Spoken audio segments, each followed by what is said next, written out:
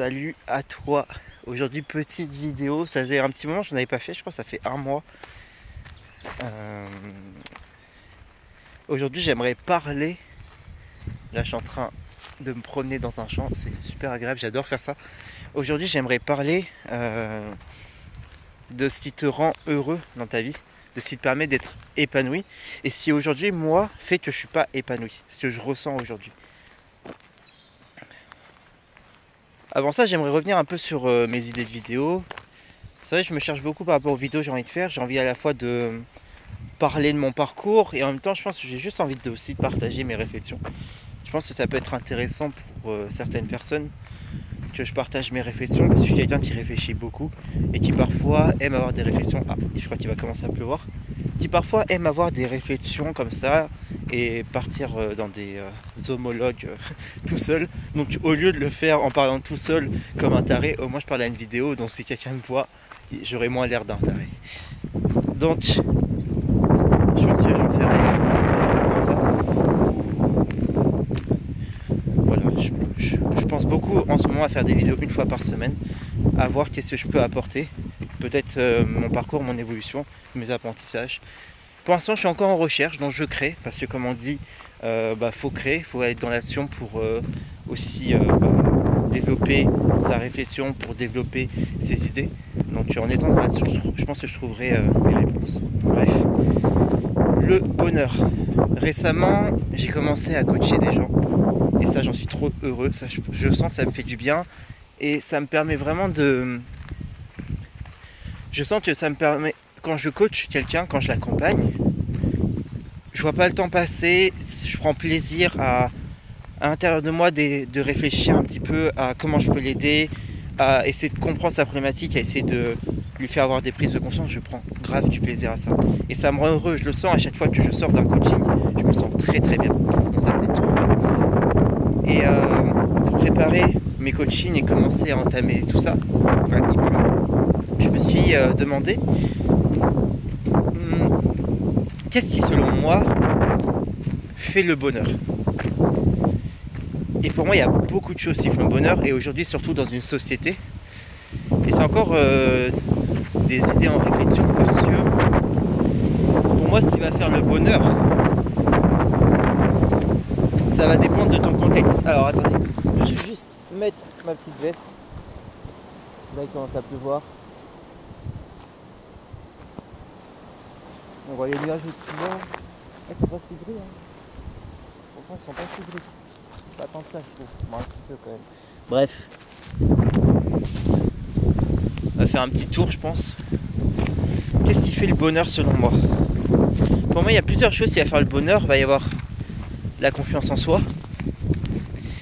La confiance en soi qui est pour moi le fait... c'est dur pour moi de définir la confiance en soi. Je commence par le plus dur. Pour moi c'est dur de définir la confiance en soi, parce que la confiance en soi pour moi c'est à la fois avoir la foi en soi. Quand je dis avoir la foi en soi, c'est avoir confiance en son potentiel. Admettons tu vas dans une situation que tu ne connais pas. Par exemple tu veux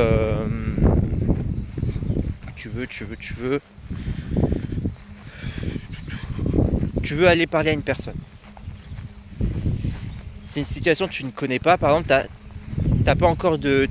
t'es pas très fort en communication. Le fait de ne pas avoir travaillé ça, pour moi c'est une question de compétence.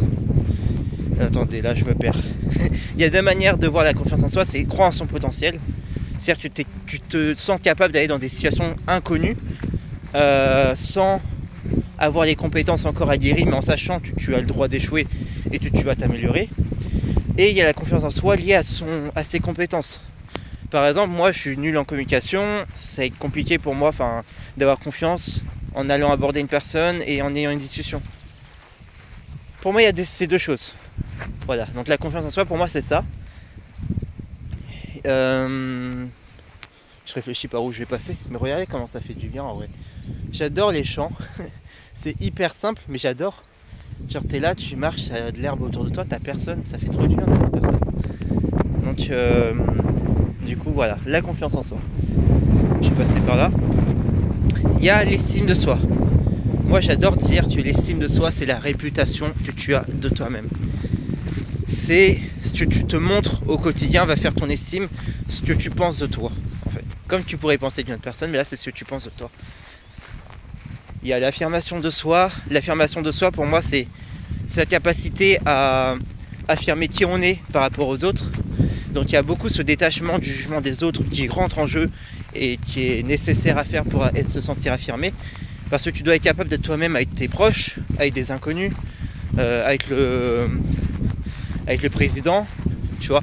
Donc pour moi, ça, c'est l'affirmation de soi. Il y a plein d'autres piliers, je vais essayer de m'en souvenir. Il y a les émotions, la gestion des émotions.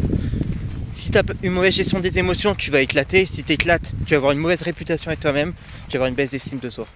Donc pour moi, ça participe activement au bonheur. Et sans ça, tu auras du mal. Il y a le fait de comprendre le sens de sa vie, suivre un pourquoi. Donc savoir quelle est la patte qu'on veut apporter à ce monde, qu'est-ce qu'on veut apporter, etc. Et le poursuivre. Pour moi, ça s'appelle le pourquoi, le sens de sa vie. Il y a l'alignement de soi. Et c'est un débat que là enfin un débat. C'est pas vraiment un débat, mais une prise de conscience que j'ai eue. Avec mon mentor qui est aussi coach en développement personnel. Il m'a appris à développer les valeurs. Il m'a appris à développer les valeurs. Donc quelles sont les valeurs ? Les valeurs, c'est un peu comme ta boussole de vie. Admettons, moi j'ai la valeur de l'amour, où dedans il y a la famille, le couple, etc. Et j'ai la valeur de l'accomplissement. Accomplissement, c'est-à-dire faire des projets où tu te sens accompli. Si un jour je suis confronté à une situation où,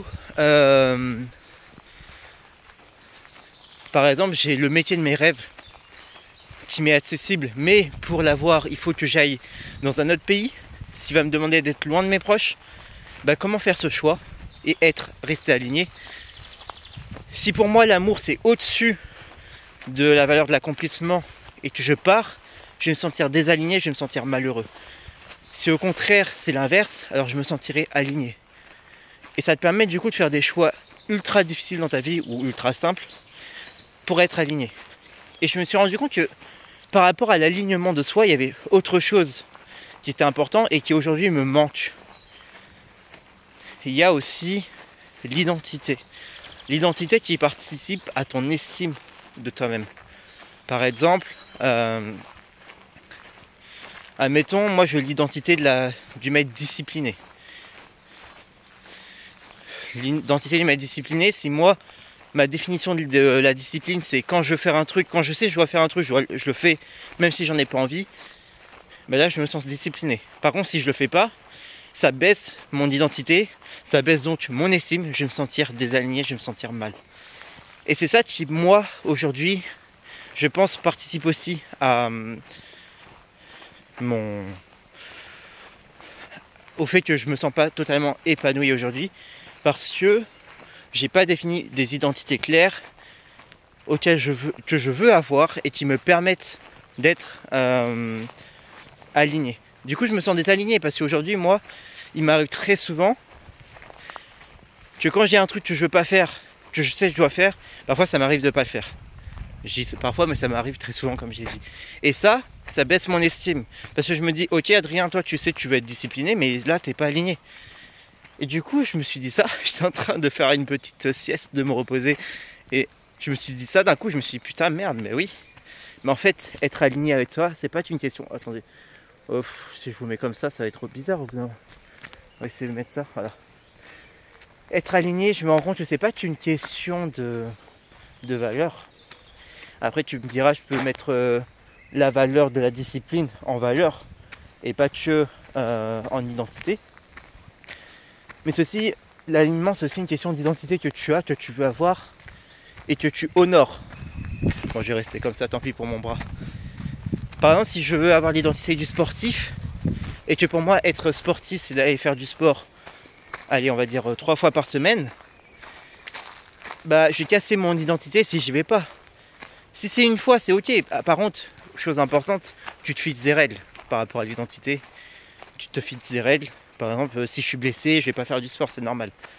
Voilà. Donc ça, c'est des règles qui te permettent de te dire, ok, là, je suis pas en train de casser mon identité. Donc voilà ce que je voulais dire par rapport à l'identité et les valeurs et ce qui participent à l'alignement de soi. Pour moi, ce qui participe au bonheur, ça va être aussi la clarté. Cette capacité à voir éclaircir toute sa vie, donc se connaître, savoir son pourquoi, ça en fait partie, mais il y a plein d'autres choses. Donc c'est être clair avec soi-même, être authentique aussi, finalement, se connaître. Il y a être optimiste et avoir des croyances que je dis aidantes. Qu'est-ce que j'entends par des croyances aidantes? Pour moi, des croyances aidantes, ça va être par exemple... on va prendre l'inverse, c'est plus simple pour moi. Si je prends une croyance limitante, ça peut être que si je n'arrive pas à toucher ce poteau, alors je suis nul. Non, je ne sais pas si vraiment cette croyance est folle. Croyance limitante. Allez, petit exemple en vite fait là. Adrien, réfléchis.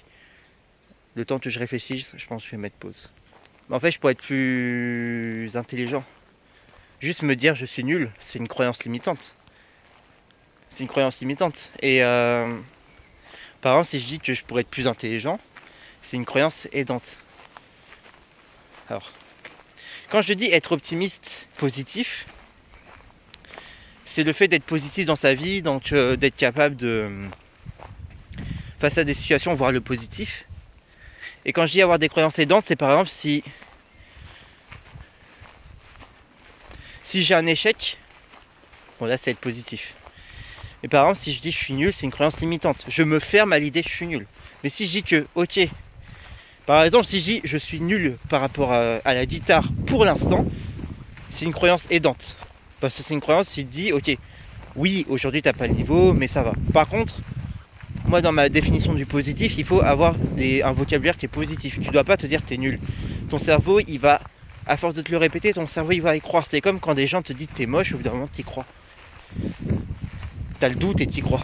Donc, il faut que tu te dises, par exemple, pas que t'es nul, mais je pourrais être meilleur à la guitare. Je vais devenir meilleur à la guitare. Ça, c'est une croyance aidante. Et après, tu fais en sorte d'honorer cette croyance en mettant en place des choses pour devenir meilleur. Donc, pour moi, il y a ça aussi. Donc, le fait d'être positif, optimiste. Il y a le fait d'évoluer dans sa vie. Pardon. Quand je dis évoluer, c'est assez large. L'évolution, ça peut être large pour tout le monde, mais pour moi, c'est dans tous les domaines de sa vie, tu peux évoluer. Sortir de sa zone de confort. Par exemple, admettons, moi dans ma vie, j'ai une mauvaise relation avec mes parents. Ça dépend pas que de moi, mais je peux faire en sorte d'évoluer sur ça. Par exemple, en essayant de faire des pas vers eux. Et si ça marche pas, bah tant pis, c'est comme ça. Ça peut être aussi en... J'essaie de retrouver le chemin du retour.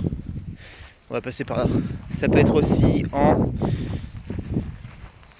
acceptant, en faisant une lettre pour accepter la situation, pour se sentir mieux par rapport à la situation. Moi par exemple, il y a un truc qui s'appelle la roue de la vie, où tu vas noter chaque domaine de ta vie. Donc il va y avoir le côté familial, le côté amical, le côté social, la spiritualité, ça peut être l'intellect, donc tes connaissances, etc. liées à ton développement personnel. Ça peut être ta vie amoureuse, ça peut être ta vie pro, tout ça. Tu vas le mettre dans une roue que tu vas noter. Et en les notant, tu vas pouvoir du coup dire où tu en es. Et à chaque fois, tu pourras demander comment je peux améliorer les choses. Avec ça, pour moi, ça participe activement à ton bonheur. C'est améliorer les domaines de ta vie, ça participe activement à ton bonheur. Donc il y a ça. Donc il y a le fait d'évoluer. Il y a le fait de débloquer ces traumatismes. C'est-à-dire qu'on a tous des traumas dans nos vies, des choses qu'on a vécues, enfin pas tous, mais la plupart des gens en ont, liés à notre jeunesse en général, pas. Ces traumatismes, il faut les débloquer. Si on ne les débloque pas, on va être malheureux. On aura toujours un blocage dans notre vie. En ayant ce déni, ça aura des conséquences sur notre vie. Ces conséquences nous rendront malheureuses parce qu'elles pourront nous faire des actions qu'on ne veut pas, des choix qui vont être désalignés avec nous-mêmes. Bref. Je sais pas combien j'en ai dit. Peut-être que j'ai oublié par rapport à ma notion du bonheur. Mais c'est vrai qu'en ce moment, ouais, je réfléchis beaucoup à ça. Au bonheur, à qu'est-ce qui fait le bonheur. Je pense que aussi dans le bonheur, il y a le fait d'exprimer, il y a la spiritualité. Et pour moi, c'est quoi la spiritualité? Moi qui ne suis pas un croyant réel par rapport à Dieu, je suis pas dans une religion, je veux dire. Il y en a qui croient en la religion, en une religion. Il y en a qui croient en Dieu, il y en a qui croient en l'univers. Je pense que la spiritualité, moi, c'est ma définition, c'est croire en quelque chose de plus haut que soi. Par exemple, tu peux croire en la vie. Qu'est-ce que j'entends par croire en la vie? Pour moi, c'est croire en quelque chose qui est plus grand que soi et dont tu n'as pas le contrôle. Et je pense qu'on n'a pas le contrôle dans sa vie. On n'a pas le contrôle sur tout ce qui se passe. On a le contrôle sur soi, hein, mais on n'a pas le contrôle sur ce qui va se passer dans la vie. Par exemple, comment dire, par exemple, admettons, demain, il pleut. Voilà, là, je suis dans le champ de vigne. Admettons, j'ai besoin qu'il pleuve. Et demain, il pleut. Je ne l'ai pas contrôlé, mais je l'ai désiré. Et je remercie la vie pour ça. Je peux remercier l'univers. Si je crois en Dieu, je peux remercier Dieu. Mais je remercie quelque chose pour ça. Je remercie quelque chose qui est plus grand que moi pour s'il m'arrive dans ma vie. Et pour moi, ça, c'est ultra important de croire en quelque chose qui est plus grand que soi par rapport à sa vie. Qui te permet en fait de te sentir en gratitude. Pour moi, c'est important. C'est important de se sentir en gratitude avec sa vie et de l'exprimer. Donc pour moi, ça fait partie des piliers du bonheur. J'en ai dit beaucoup. Je ne sais pas si j'ai tout dit, parce que je ne les ai pas comptés.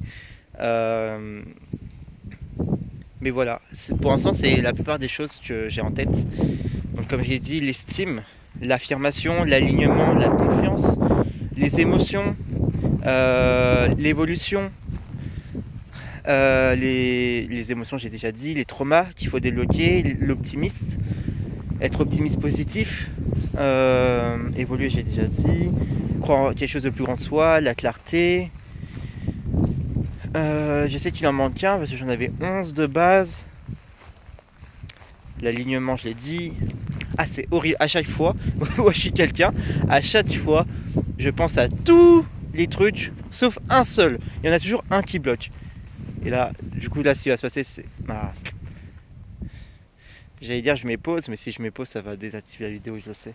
Et j'ai la flemme de faire un montage pour ça. Ouais. C'est pas grave. C'est pas grave, au pire, j'en aurais oublié un. C'est embêtant, ça. Je vais mettre pause vite fait.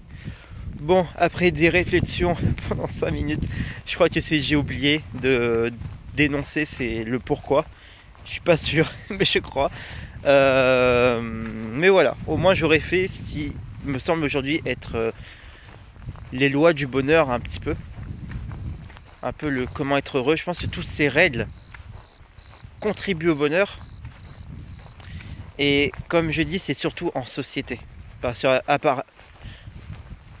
bon, en société, ça dépend ce que tu entends. Je pense que l'affirmation de soi est importante, c'est sûr.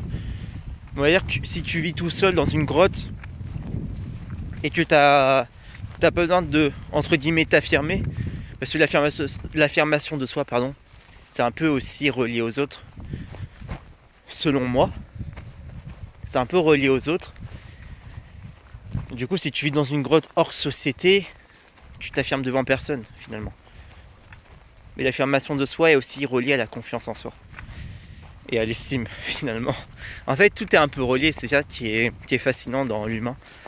Donc, bref, j'adore, comme j'ai dit, de réfléchir à toutes ces choses. C'est un peu de la philosophie d'une certaine manière, mais c'est un peu aussi de la psychologie humaine. Donc, c'était une petite vidéo de 20 minutes. Ça change un petit peu, des fois je fais des vidéos de 40. Là, si je fais des vidéos de chaque semaine, je pense que j'ai essayé de faire 10-15 maths. Mais voilà. Si tu as regardé juste ici, je te remercie. J'espère que tu as apprécié la vidéo, que tu as apprécié ce moment de réflexion. Et n'hésite pas à me dire, toi, si selon toi j'ai oublié, qui participe activement au bonheur et qui sans ça va l'empêcher. Voilà, je te souhaite une très bonne journée, prends soin de toi et salut.